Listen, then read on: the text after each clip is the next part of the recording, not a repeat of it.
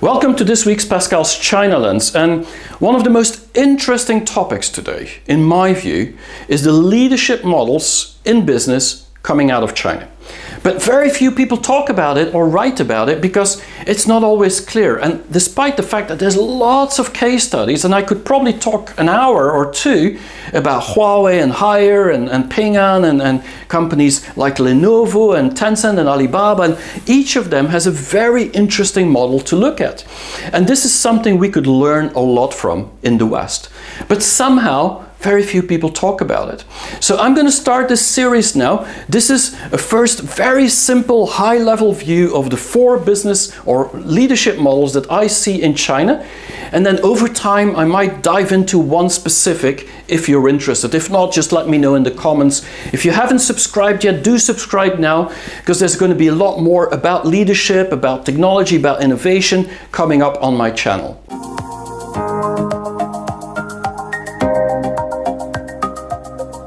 When we think about leadership models in business, we often think about Western models.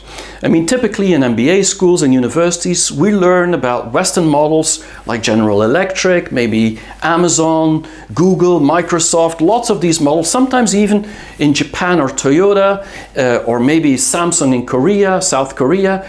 But too seldom do we actually look at case studies of Chinese leadership models. And how is that possible? Why are we not doing that? Knowing that many of these brands have become the #1 globally in their own industry.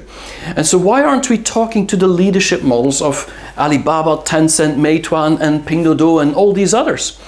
And I think the reason has to do with the fact that we're so used that our Western business model have created global companies that we forget that China is actually its own leadership model.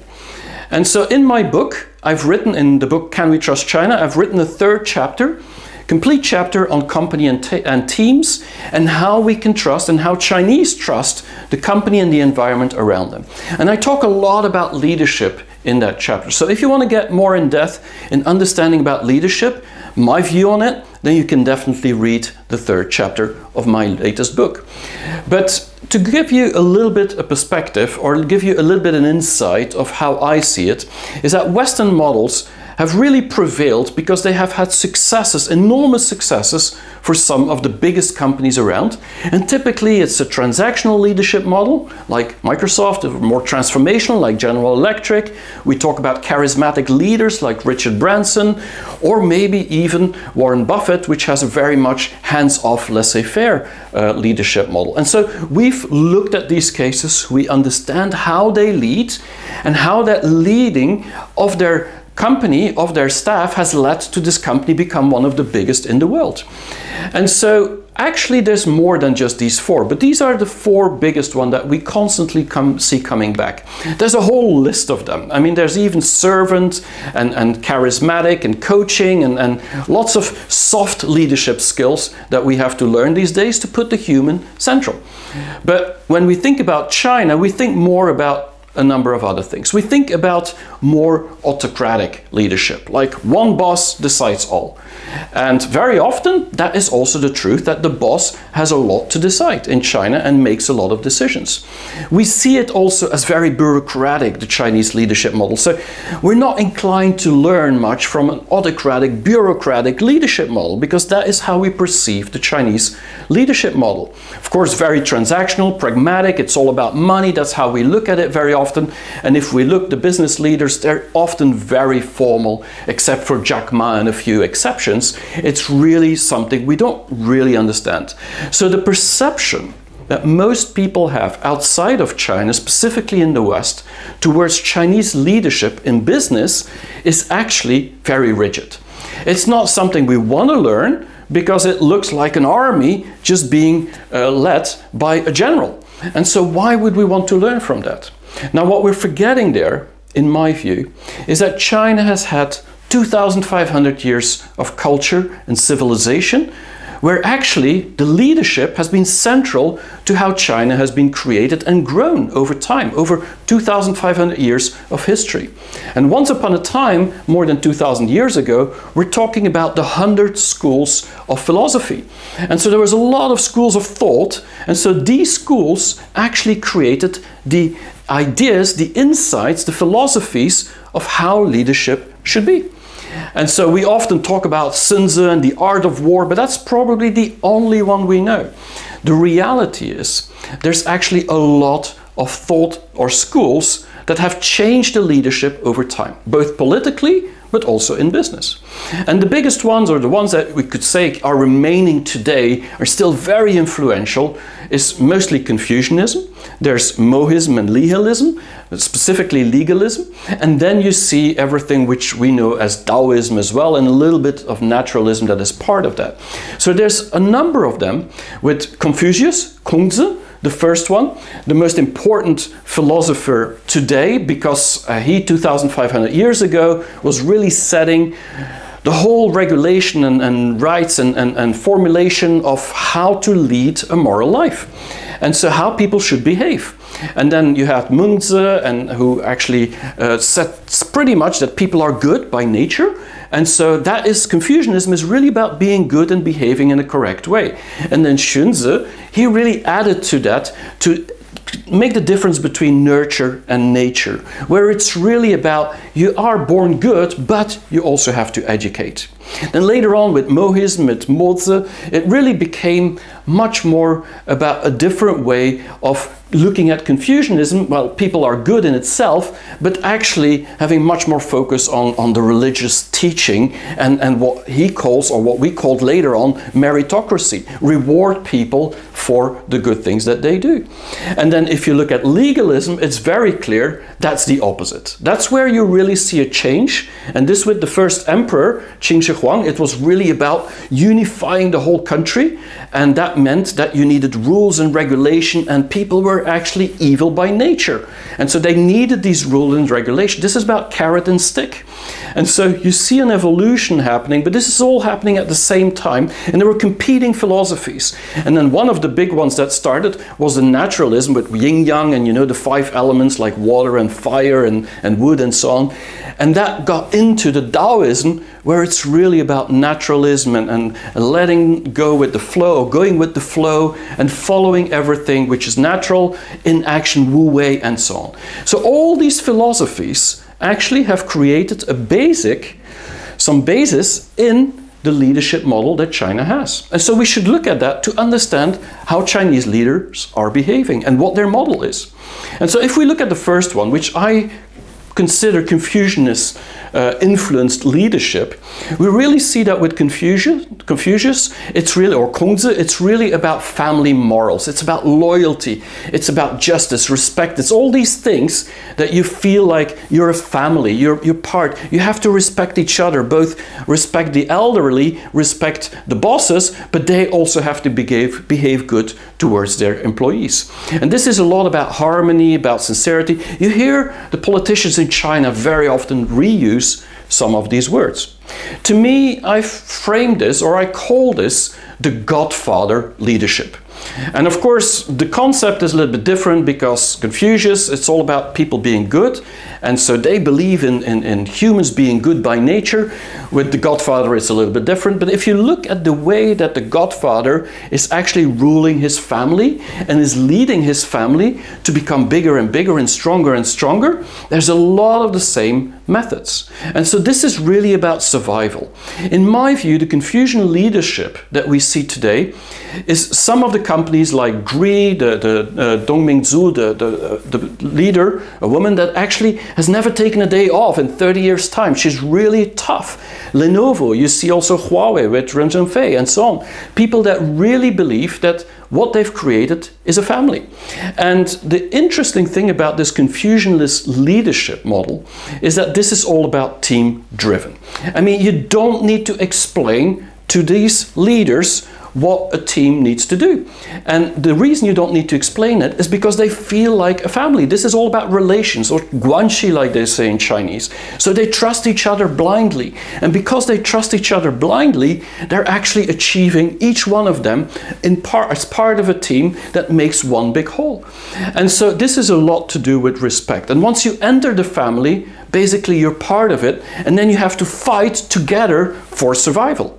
And so a lot of these Confucianist leadership models, which are very strong still, specifically with the older companies, because this is very close to the Chinese culture, you actually see that this is really about fighting to survive, and they are, in their respect, very customer-centric, because they see in their leadership model that the customer is actually the one that is going to make them survive. And even though these companies are technology companies very often, they actually don't trust the technology as much as they trust the relationship. And that has to do with the fact that they really believe that the relationship is the glue of their future. The company that we all know, Huawei, is a very good example of a Confucianist or Godfather leadership model, because this is all about survival.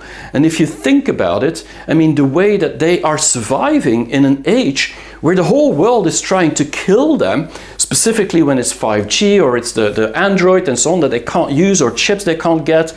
I mean, the only way and the only reason they're surviving, in my view, is because they're so much customer focused, trying to understand what customers need and trying to offer the best, and at the same time doing it all together as if they're in the trenches, having to survive together. One of the good examples is that this company is actually not a shareholder company, meaning that every employee can buy shares at certain points, and so they are owned by the employees. And so when you leave the company, you have to sell your shares, and so you have a vested interest to make this company survive. This is very, very strong, and we don't see a lot of companies in the West that have the survival leadership model, but this is what makes companies like Huawei really become the leader in the world in their domain. Something we can really learn a lot from. Now, the second leadership model, in my view, is the legalist leadership model. And I'd like to put Mohism in there with Mozi, because it's all about reward and punishment. It's about rules and regulation. It's a lot to do with meritocracy. So basically, you get up to the ladder if you do well, and you have to prove to the elders or to the leaders that you're actually doing well, and then you become a leader yourself. I call this the marshal leadership model. And so it's marshal because the marshal is the one that has to set all the rules and has to make sure everybody abides according to the rules. And so this is typically what you see in state-owned enterprises in China. It's of course very merit-driven, so meritocracy. So a leader in Chinese politics, they need 20, 30 years to really become to go to the top. The same in many of these big companies. A company like Ping An, the biggest insurance company in the world, or a company like Meituan, the Deliveroo of China, you really see they have like a million employees almost, or hundred thousands of them, and they all need that structure. They need that structure, and they need to be led by rules and regulations. And the interesting thing about this leadership model, which you could call legalist or martial leadership model, it's like an army. And so it's a lot of structure. Everybody knows exactly what to do, and they do it together and have one direction. And they trust the data, the analytics, they trust the information they get to make these decisions. And this is very much typical for state-owned enterprises, of course, because that's how we know them. But many companies in China actually have this model. Now, one of the interesting models there is that with Mohism, for example, it's very equal. It's very impartial, meaning that people, it's not about one being more important than the other. Everybody has to be part of this whole structure. Otherwise, the structure doesn't exist.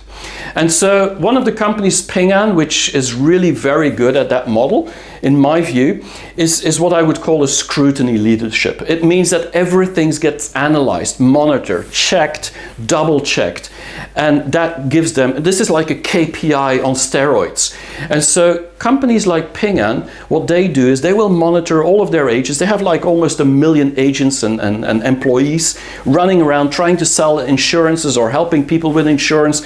And they will monitor their cell phones and trying to figure out who does the best job, not to punish them, but actually to help them to learn from others who are doing it different or better. And so they can actually coach them and help people that could improve in the way they're selling, for example, insurance.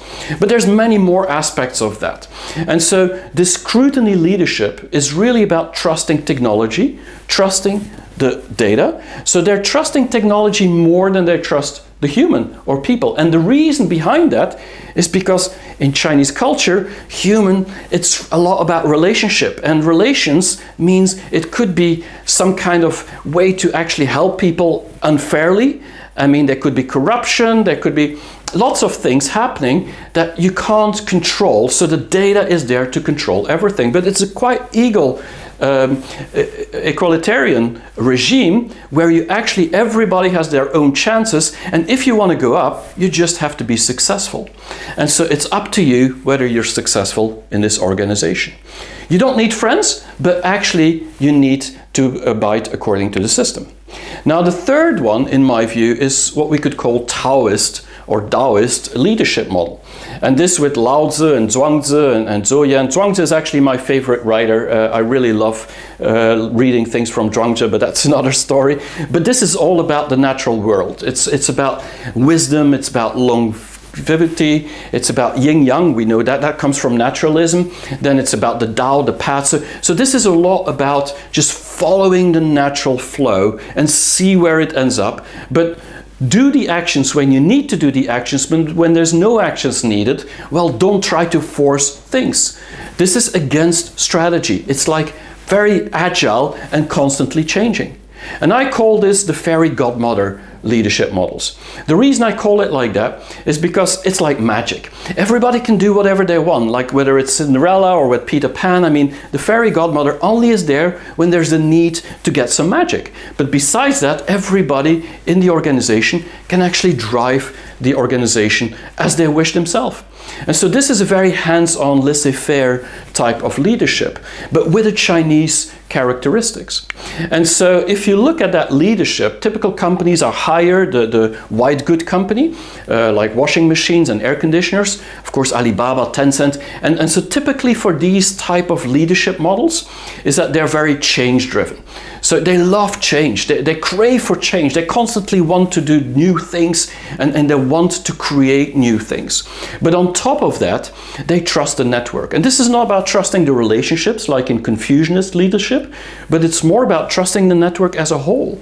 Then all the nodes in the network are part of this network. And so that means that it becomes a network of entrepreneurs where most departments have to decide on themselves. They have maybe their own P&L and they really need to be successful and help each other within the network. And even the customers are often involved in that network. Now, this is about leading by flux, because this network constantly is moving, it's constantly changing. They go in different industries, they go in different expertises, have different talent, and it's constantly in movement or in flux. And so this is about leading by flux. And so for me, the most important there is that this is typically something that is very much adapted to the change of China and the future of China. So Taoist companies are very apt to how China is moving forward.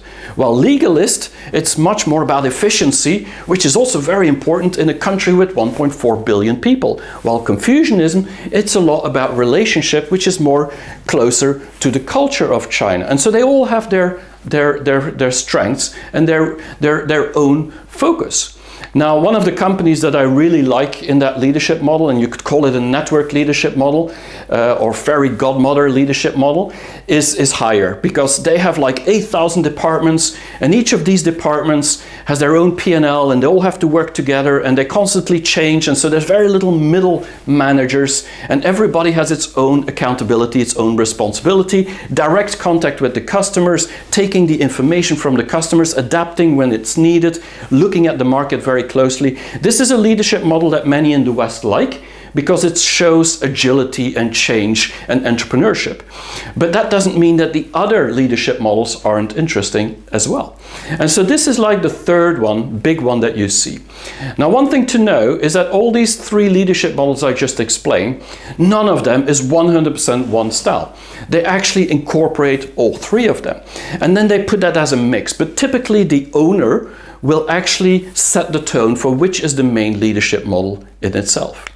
Now, if we look at more global leadership models in China, or I could call it glocal, which means Western leadership models with Chinese characteristics, that's how you could call it. You typically have the more modern, younger companies like ByteDance, Didi, so all these young, new companies.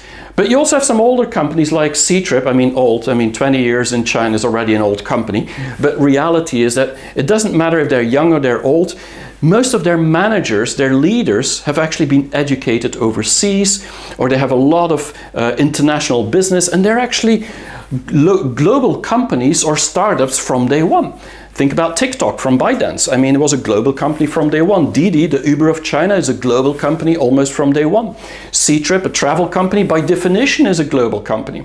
And this is a lot about Western models. Think about empowerment. Think about trusting people. It's about having the human, the employee centered in the organization, and we have to help that person, and we have to be inclusive and add everybody by very diverse, also men, women. I mean, it has to be a diverse environment and an inclusive environment where nobody feels threatened.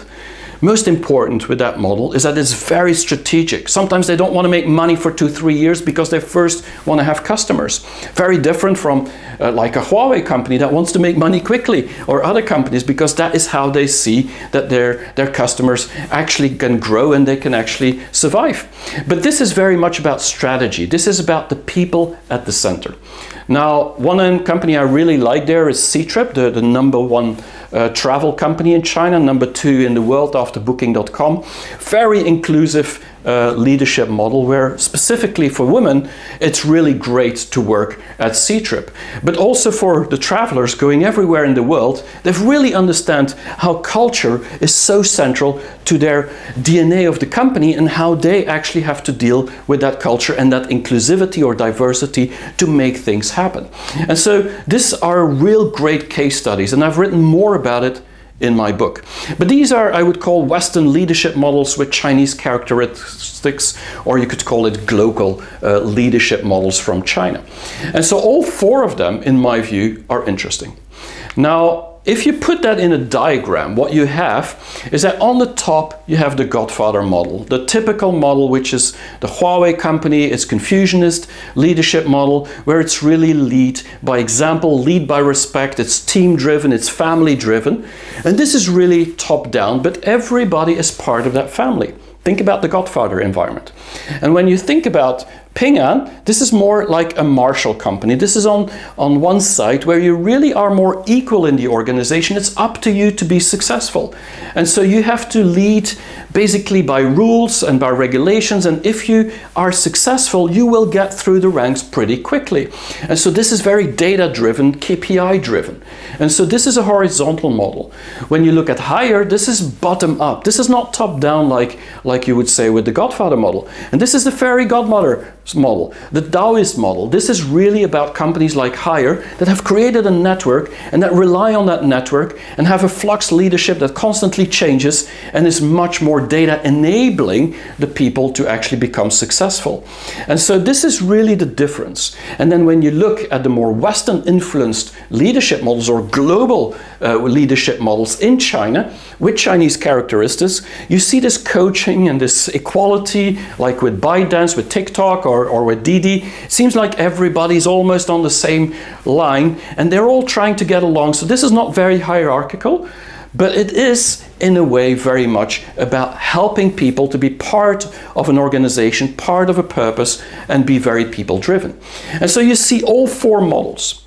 Now what's interesting in China, in my view, and this is what I explain a little bit in my book, is that actually all the companies in China that are successful have one main direction, but then they add flavors of the other 3. And that makes it very interesting because it depends on these flavors to see how this company is led by its leaders. And so we should learn all four of them and then see the differences between all of them. But there's none of them that is pure one side or the other side.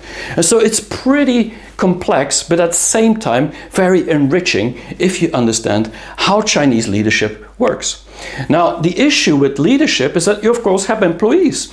And so you need to lead some of these employees. And so the perception we have very often about Chinese employees is that they're very conforming. So it's a collective society. They do whatever the leaders does, but they're not real team players. I mean, they're all for themselves. And so this is the comments that many Western leaders working in China have about Chinese. They also say they're not very loyal, very pragmatic. It's all about the money. Some other bosses give them a little bit more and they're gone. I mean, these are the ideas, the perceptions that we have about Chinese employees. And in most cases, they're wrong. They're wrong because it doesn't explain within which leadership model they're actually thriving and working. And so if you look at the generations of employees, you have to look at people born in different areas, different moments of time. If you look at people born before the 80s, that is really much more about conforming. It's very pragmatic. Yes, it's often about money because many of these people didn't have money at the time. But if you then look at people after the 80s, born after the 80s, the millennials, I mean, they fit much more in a model where they can be successful if they prove themselves. And this is much more about them really wanting to realize and get an identity for themselves. But specifically the people after the 90s, could call them millennials, this is really about experiences. They want to be part of something. They want to be part of a purpose. They fit much better the network model of Hire, for example, where everybody's an entrepreneur. And then you have the young people, the Generation Z or Z. These are people that are just now entering the workforce in China. What you see there is that this is all about creativity. And it's all about being different and doing something that somebody else doesn't do. It's being unique. Typically not something we think about when it comes to China. And they feel much closer to the newer companies, younger companies like TikTok or companies like Ctrip, which is very inclusive and let this creativity fall really to higher environments. So they really can do a lot with it. And so to understand the employees, we shouldn't say Chinese employees are like this or like that or like that. It's actually very complex and it depends on where and when they were born. And so based on that, you could say that yes, some of them are not loyal because it's like Ping An, it's very much about making it in your structure, and if you don't make it, you're going to go somewhere else to try it out somewhere else. Some people like at Huawei might have been at the beginning very much about money because they needed the money. But today it's very much about being part of that family. And so you have to look at all the difference. And of course, most Chinese companies have people that are from every age, but most of them are like 10 or 15 years younger on average than many companies in the West. So it's a very young generation, most of these big successful companies, meaning they're people that are born after the 90s or definitely after the 80s. And what that means is that it's really about experiencing something, being part of something. It's about a new life. And so leading by respect, leading by example, leading by flux, leading by rules, everything's possible depending what your priorities are.